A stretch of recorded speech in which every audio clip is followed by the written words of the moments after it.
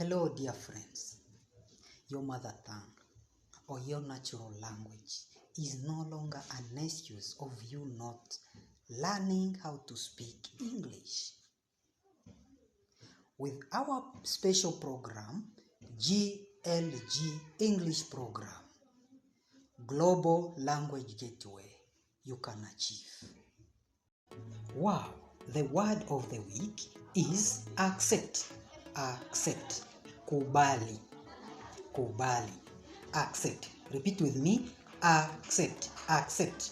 Accept means to agree to take something or receive something. Kukubali, kupokea au kuchukua kitu fulani. Accept. Accept. Kubali. Mfano, nakubali o ninakubali zawadi yako. I accept your gift. I accept your gift. J'accepte votre offre. J'accepte votre offre.